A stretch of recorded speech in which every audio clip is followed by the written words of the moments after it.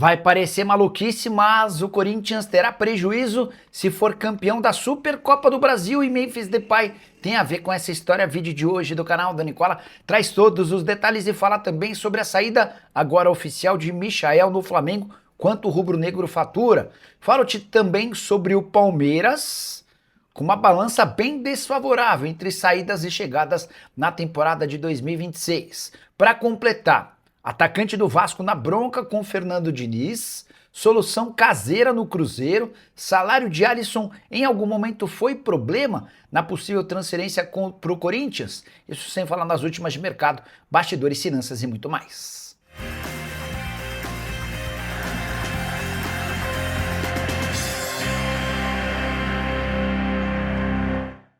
Fala aí pessoal, sou Jorge Nicola, bem-vindos a mais um vídeo do canal, sempre bom ter vocês por aqui, sem perder tempo, pedir para deixar like, se inscrever no canal e ativar as notificações. Já vou abrir o vídeo com todas as notícias. Antes, só fazer um convite para você participar do meu grupo gratuito, por lá todas as dicas e sugestões sem que você gaste absolutamente nada e fique na cara do gol na hora da sua fezinha esportiva. Basta clicar no link do comentário fixo ou da descrição do vídeo, você vai ser direcionado para o meu grupo. A partir daí, basta me seguir e o problema está resolvido, você já começa a receber todas as dicas e sugestões, beleza?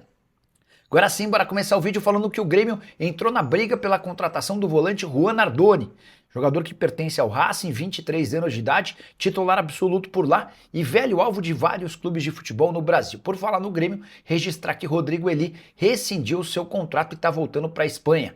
Já o Internacional anunciou a contratação de Alejandro, ex-centroavante do Galo, do Red Bull Bragantino e que estava no CSKA da Rússia, operação de 3 milhões e 100 mil reais. Se o Alejandro fizer 60% dos jogos e marcar pelo menos 15 gols, o Inter é obrigado a comprá-lo por mais 40 milhões de reais. Bora falar agora sobre Bruninho, tratado como uma das maiores joias do futebol brasileiro. Esse meio atacante de 17 anos de idade pertence ao Atlético Paranaense. E nesse momento, multa rescisória do jogador é baixa, 35 milhões de reais para clubes brasileiros. Recentemente, o Furacão tentou aumentar seu salário para que essa multa fosse estendida e o Bruninho não aceitou. Para completar o giro de notícias, registrar que Alessandro Barcelos é o novo presidente da Futebol Forte União, antiga LFU. Você vai lembrar que esse cargo era ocupado pelo Marcelo Paz. A partir do momento em que ele se torna diretor executivo de futebol do Corinthians, o Marcelo abre mão desse cargo e agora o presidente do Internacional é quem vai tocar a LFU, ou como queiram, a Futebol Forte União. Preciso falar agora sobre a Alisson. Está descartado, pelo menos por enquanto, a transferência do meio-campista São Paulino para o Corinthians. Timão já explicou que a questão do 1 milhão de reais que o São Paulo cobrava não foi o grande impeditivo. Quero assegurar para vocês que o salário também esteve longe de ser um problema. O Alisson ganha, informação exclusiva, 450 mil reais por mês no São Paulo. Assim como no Tricolor, no Timão também, esse salário está longe de ser um empecilho. Só para lembrar que o Félix Torres, antes de ser emprestado para o Internacional, ganhava 750 mil reais por mês. Que o Pedro Raul, que nunca conseguiu se firmar, ganha 700 mil reais mensais. Que o Fagner, que foi negociado em definitivo com o Cruzeiro, antes dessa transferência custava 800 mil por mês. Isso sem falar em Yuri Alberto, que ganha 1 milhão e 700 mil, e Igor Coronado, que enquanto esteve no Corinthians ganhava 2 milhões de reais mensais, e do Memphis Depay, que custa 6 milhões de reais mensais. Só para lembrar, a operação entre São Paulo e Corinthians caiu por conta do combo. O Corinthians precisaria pagar 1 milhão de reais agora à vista e mais 500 mil reais pelo empréstimo até o fim do ano. Se o Alisson disputasse pelo menos 25 jogos com mais de 45 minutos, o Corinthians era obrigado a pagar mais 1 milhão e meio de reais. Importante registrar que se o Alisson fosse utilizado contra o São Paulo, uma multa de 2 milhões de reais por cada partida. Isso sem falar na opção de compra de 15 milhões e 600 mil reais. Diante desse pacote todo e com a impossibilidade de o Alisson ser utilizado pelo Corinthians no Campeonato Paulista por já ter sido inscrito no São Paulo, o Corinthians acabou recuando. Quem sabe um pouco mais para frente essa tratativa possa avançar. Alisson, que voltou a treinar no São Paulo, mas não tem sua garantia de utilização no Tricolor, até porque ele se queimou com o torcedor e nunca esteve nos planos do técnico Hernan Crespo. Preciso falar agora sobre a chance de o Cruzeiro recorrer a uma solução caseira. Você sabe que a Raposa tem propostas pelos seus dois laterais esquerdos. O Como ficou perto de contratar o Kaique, 10 milhões de euros fixos, mais 2 milhões de euros em bônus. O problema é que o Borussia Dortmund fez oferta de 9 milhões de euros fixos, mais 3 milhões de euros em bônus pelo Cauã Prats. Dá para dizer que pelo menos um desses negócios deve ser sacramentado a qualquer momento, com a chance real de os dois atletas serem negociados. Vale a lembrança de que o Cauã, por ter 17 anos, só pode se transferir para a Alemanha a partir de agosto, quando terá 18 anos de idade. E é nesse contexto que o Cruzeiro não perderia seus dois laterais num primeiro momento, porque preciso só falar sobre a solução caseira. William Fernando, o William, lateral esquerdo, 19 anos de idade, titular absoluto na última Copa São Paulo de Juniores, deixou excelente impressão e pode ser uma alternativa enquanto o Cruzeiro busca outros nomes no mercado. Cuiabano, jogador que já foi do Botafogo e hoje está no Nottingham Forest, interessa ao Cruzeiro. Se a Raposa de fato perder seus dois laterais, a tendência é que alguém mais experiente seja contratado, juntando-se ao William, que é apontado como alguém promissor. Mas, importante registrar, antes de gravar esse vídeo, consultei uma pessoa da base do Cruzeiro que disse que o William se trata de um enorme potencial, mas que ainda não está pronto para jogar como profissional, especialmente na condição de titular. Preciso só trazer mais um bastidor sobre o Cruzeiro. Nessa sexta-feira, reunião entre jogadores, diretoria e o técnico Tite. Tudo por causa das 3 derrotas seguidas. São 4 derrotas em 6 jogos na temporada. O Tite está tentando encontrar o prumo antes que ele encontre o caminho de casa. Demissão já é algo que tem sido especulado pelos torcedores do Cruzeiro mais revoltados. Quero falar agora sobre o Vasco da Gama e dá para contar que Nuno Moreira está bem chateado com o técnico Fernando Diniz.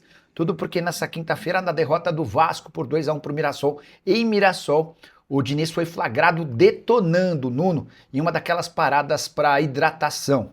Jogadores do Vasco estavam todos ao redor do Diniz, que discursava de forma bem enfática, bravo, revoltado.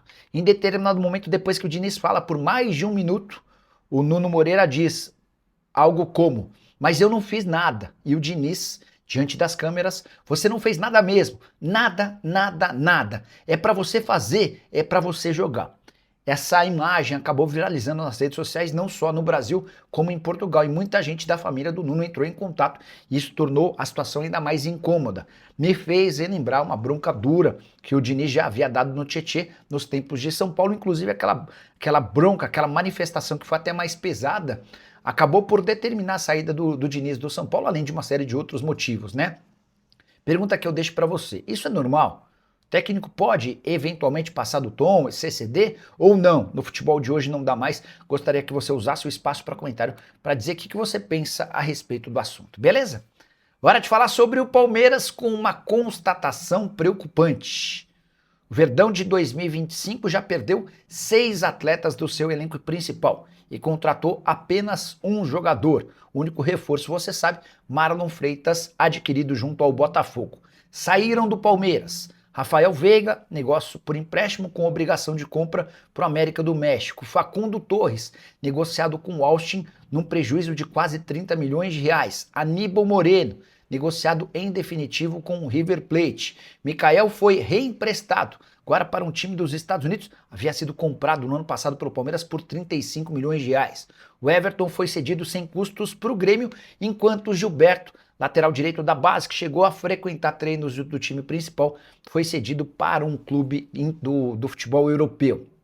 Diante desse cenário, com 6 saídas e apenas uma chegada, dá para afirmar que o elenco do Palmeiras hoje se enfraqueceu em relação ao do ano passado. Por mais que existam bons talentos na equipe de base, o Larsson foi promovido, o Belé vai ser mais utilizado, o Pacheco é alguém que tem aparecido com potencial. O próprio Abel Ferreira tem batido na tecla sobre a necessidade de contratações. A verdade é que o Palmeiras errou tanto nos reforços contratados em 24 e 25 que há uma enorme preocupação hoje em dia sobre possíveis novos reforços.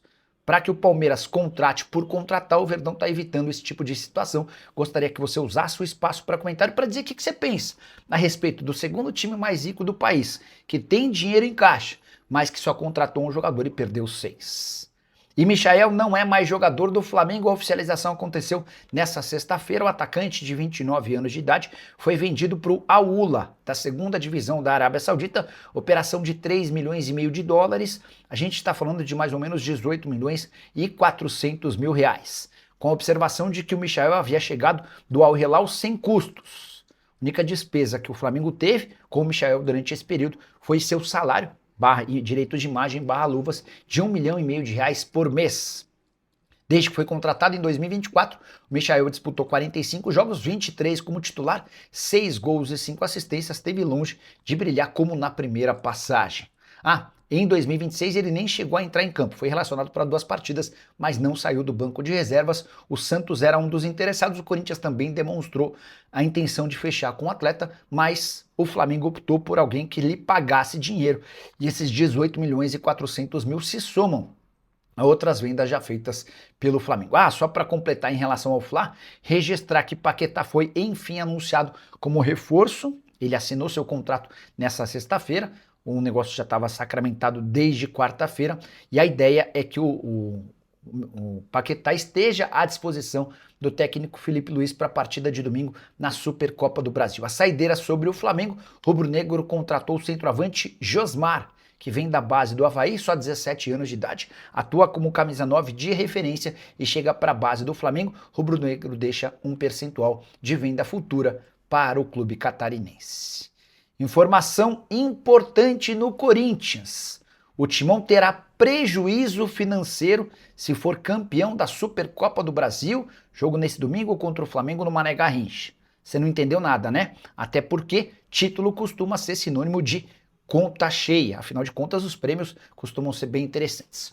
O da Supercopa do Brasil será de US$1 milhão, ou R$5.250.000. Só que Memphis Depay tem direito a R$4.725.000 livres de impostos de qualquer título, seja de liga, competição, taça, enfim. Pode ser um único jogo, como da Supercopa do Brasil, e o Memphis tem direito a esse prêmio.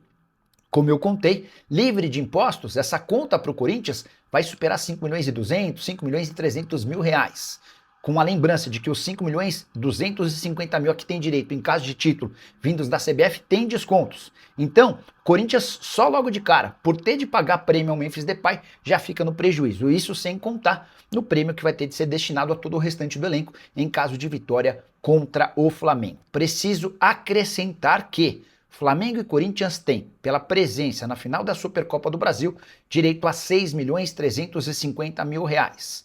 Isso independe de ser campeão ou vice. E é natural que, com o título, o presidente Osmar Stabile precise recorrer a esses R$6.350.000 para acertar o pagamento dos bichos com o restante do elenco. O que você pensa sobre mais essa dívida envolvendo Corinthians e Memphis Depay, com a lembrança de que o Timão hoje já tem pendências superiores a R$30 milhões com o atacante holandês? E recentemente sugeriu esse parcelamento terminando apenas em 2028. Memphis não gostou. A saideira sobre o Corinthians: Tchoka não será utilizado pelo Torino, ele foi reprovado nos exames médicos e está voltando ao Timão. A saideira: Corinthians terá 74 ônibus com torcedores do Timão viajando de São Paulo a Brasília para a partida de domingo. Gostou do vídeo? Não esquece de deixar like, de se inscrever no canal, a gente se encontra assim que surgir notícia. Tchau!